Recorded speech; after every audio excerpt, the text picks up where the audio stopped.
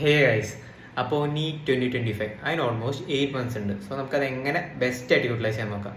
അപ്പോൾ അതിൽ first and foremost നിങ്ങൾ മനസ്സിലാക്കേണ്ട ഒരു കാര്യം എന്താ വെച്ച് കഴിഞ്ഞാൽ 8 മാസം ഉണ്ട് എന്നൊരു മെൻറ്റാലിറ്റിയിൽ എത്തണ്ട. 8 മാസമേ ഉള്ളൂ എന്നൊരു മെൻറ്റാലിറ്റിയിൽ എത്തുക.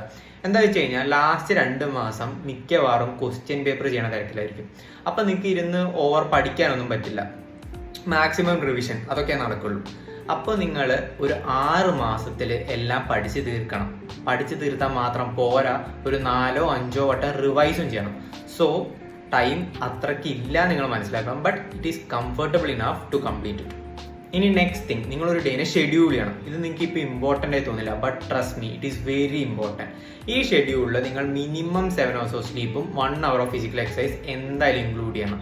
പിന്നെ പഠിക്കുന്ന കാര്യം അത് ഓരോ ആൾക്കാർക്ക് ഓരോ ടൈപ്പ് ആയിരിക്കും. ചിലർക്ക് ഫിസിക്സ് ഇഷ്ടമായിരിക്കും, ചിലർക്ക് കെമിസ്ട്രി ആയിരിക്കും ഇഷ്ടം. സോ നിങ്ങൾക്ക് ബുദ്ധിമുട്ടുള്ള സബ്ജക്ട്സിന് കൂടുതൽ പ്രയോറിറ്റി കൊടുക്കുക.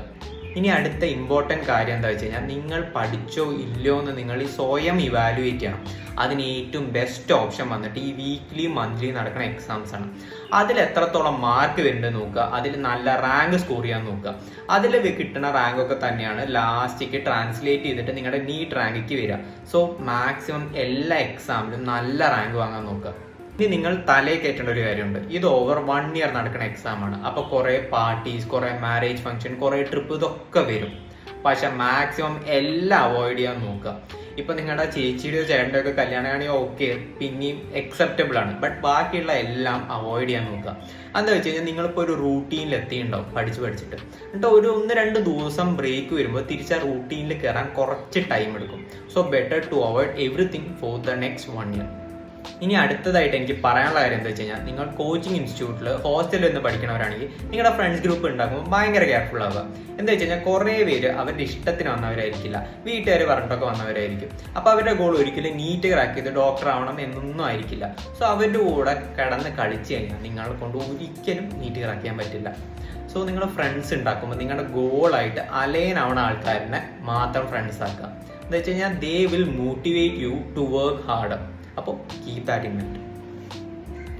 പിന്നെ വേറൊരു കാര്യം എനിക്ക് പറയാനുള്ള, ഈ ടൈമിലായിരിക്കും നിങ്ങൾ നിങ്ങളുടെ ഫ്രണ്ട്സ് കോളേജിൽ പോകുന്ന സ്റ്റോറീസും അവർ എൻജോയ് ചെയ്യണ സ്റ്റോറീസും കുറേ പാർട്ടീസ്, കുറേ DJ നൈറ്റ്സിൻ്റെ ഒക്കെ സ്റ്റോറിയാണ്. ഇത് കണ്ട് ഒരിക്കലും വിഷമിക്കാൻ നിൽക്കരുത്. എന്താ വെച്ച് കഴിഞ്ഞാൽ നിങ്ങളുടെ goal is not to get into some college. നിങ്ങളുടെ goal is to get into a medical college and it requires a lot of sacrifices. അപ്പോൾ ഇത് നോർമലാണ്. നിങ്ങൾക്ക് ടൈം ടു ടൈം നിങ്ങളിൽ തന്നെ ക്വസ്റ്റ്യൻ ചെയ്യണം. അപ്പോൾ നിങ്ങളുടെ ഗോൾ മാത്രം ഒന്ന് ആലോചിച്ച് കഴിഞ്ഞാൽ എല്ലാം ശരിയാവും. ഞാനിപ്പോൾ കാണുന്ന ഒരു ട്രെൻഡാണ്, എല്ലാവരും ഐപാഡിലാണ് നോട്ട്സ് എഴുതണം, ഐപാഡിൽ ഇരുന്നിട്ടാണ് പഠിക്കണം.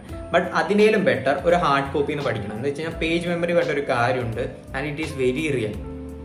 പിന്നെ മാക്സിമം എല്ലാവരും ക്ലാസ്സിൻ്റെ ഒപ്പം തന്നെ നോട്ട്സ് എഴുതാം. Because at the same time നിങ്ങൾ കാണുന്നുണ്ട്, കേൾക്കുന്നുണ്ട്, എഴുതുന്നുണ്ട്. 3 സെൻസസ് ഇവിടെ ഇൻവോൾവ് ആണ്. ഇത് മെമ്മറൈസ് ചെയ്യാൻ നല്ലപോലെ ഹെൽപ്പ് ചെയ്യും. ഞാൻ ബോണസ് ആയിട്ടൊരു കാര്യം പറഞ്ഞുതരാം. നിങ്ങൾ ഇപ്പം തന്നെ നീറ്റ് 2025 നിങ്ങൾക്ക് എത്ര മാർക്ക് വേണമെന്ന് എഴുതി വെക്കാം. എന്നിട്ട് അത് വലുതായിട്ട് നിങ്ങൾ ഡെയിലി കാണുന്ന ഒരു സ്ഥലത്ത് ഒട്ടിച്ചു വെക്കാം.